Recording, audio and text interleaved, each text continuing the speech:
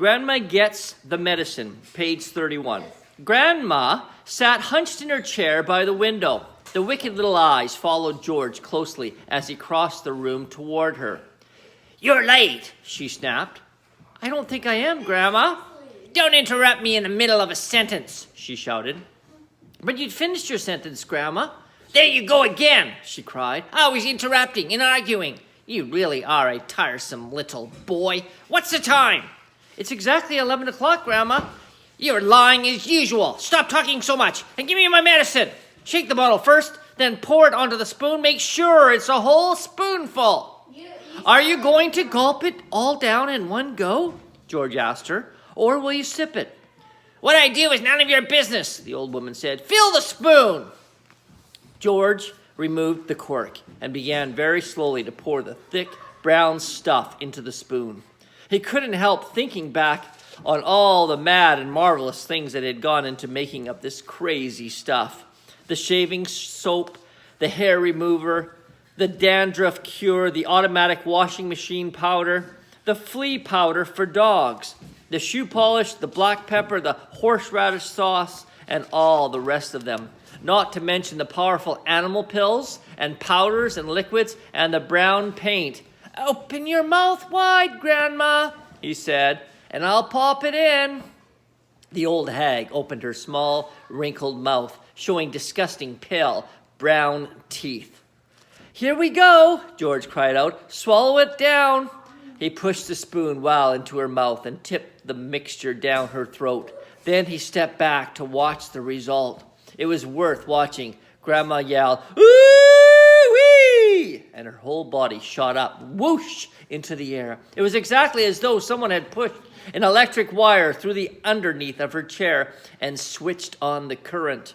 Up she went like a jack-in-the-box, and she didn't come down. She stayed there, suspended in midair, about 2 feet up, still in a sitting position, but rigid now, frozen, quivering, the eyes bulging, the hair standing straight on end.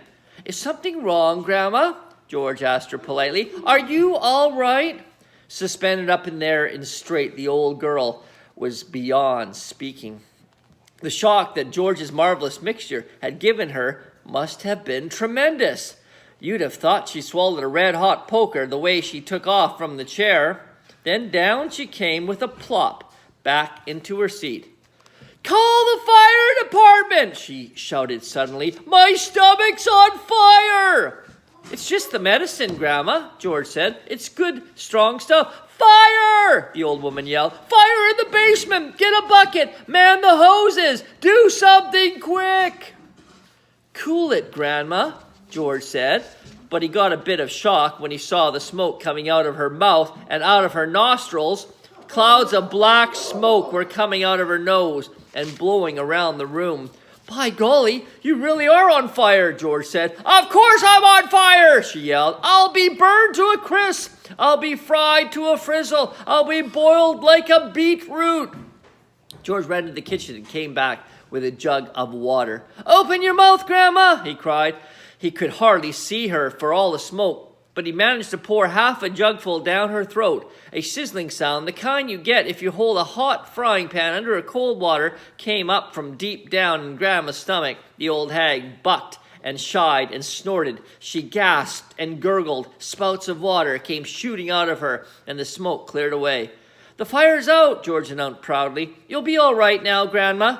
"All right," she yelled. "Who's all right? There's Jackie jumpers in my tummy. There's squigglers in my belly. There's bangers in my bottom." She began bouncing up and down in the chair. Quite obviously, she was not very comfortable. "You'll find it's doing you a lot of good, that medicine, Grandma," George said. "Good," she screamed. "Doing me good. It's killing me." Then she began to bulge. She was swelling. She was puffing up all over. Someone was pumping her up. That's how it looked.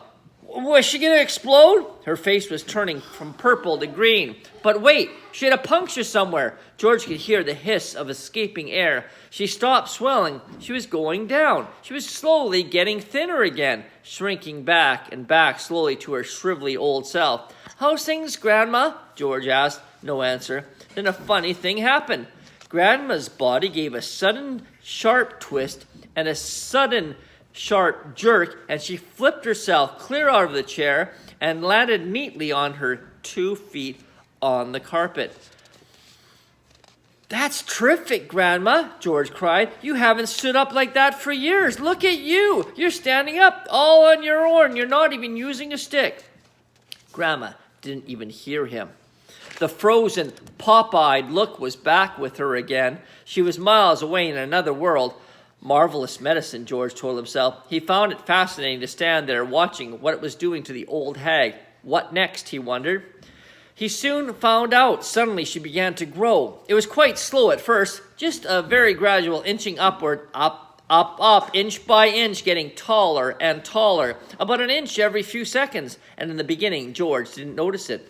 But when she had passed the 5'6" mark and was going up towards 6 feet tall, George gave a jump and shouted, "Hey, Grandma, you're growing. You're going up. Hang on, Grandma. You better stop now or you'll be hitting the ceiling." But Grandma didn't stop. It was a truly fantastic sight, this ancient, scrawny old woman getting taller and taller, longer and longer, thinner and thinner, as though she were a piece of elastic being pulled upward by invisible hands. When the top of her head actually started touching the ceiling, George thought she was bound to stop. But she didn't. There was a sort of scrunching noise, and bits of plaster and cement came raining down. "Hadn't you better stop now, Grandma?" George said. "Daddy's just had this whole room repainted." But there was no stopping her now. Soon her head and shoulders had completely disappeared, peering through the ceiling, and she was still going. George dashed upstairs of his own bedroom, and there she was, coming up through the floor like a mushroom. "Whoopee!" she shouted, finding her voice at last. "Hallelujah! Here I come!" "Steady, Grandma," George said, with a "Hey, no, and up we go," she shouted. "Just watch me grow." "This is my room," George said. "Look at the mess you're making." "Terrific medicine," she cried. "Give me some more." "She's dotty as a donut," George thought. "Come on, boy, give me some more," she yelled. "Dish it out. I'm slowing down." George was still clutching the medicine bottle in one hand and the spoon in the other. "Oh, well," he thought, "why not?" He poured out a second dose and popped it into her mouth. "Ooh-wee!" she screamed, and up she went again. Her feet were still on the floor downstairs in the living room, but her head was moving toward the ceiling of the bedroom. "I'm on my way now, boy," she called down to George. "Just watch me go." "That's the attic above you, Grandma," George called out. "I'd keep out of there. It's full of bugs and boogles." Crash! The old girl's head went through the ceiling as though it were butter. George stood in his bedroom gazing at the shambles. There was a big hole in the floor and another in the ceiling, and sticking up like a post between the two was the middle part of Grandma. Her legs were in the room below, her head in the attic. "I'm still going," she said with her squeaky voice from above. "Give me another dose, my boy, and let's go through the roof." "No, Grandma, no," George called back. "You're busting up the whole house." "To heck with the house," she shouted. "I want some fresh air. I haven't been outside for 20 years. "By golly, she is going through the roof," George told himself. He ran downstairs. He rushed out the back door into the yard. It would simply be awful, he thought. If she passed up through the roof as well, his father would be furious. And he, George, would get the blame. He made the medicine. He had given her too much. "Don't come through the roof, Grandma," he prayed. "Please don't." That's the end of page 40.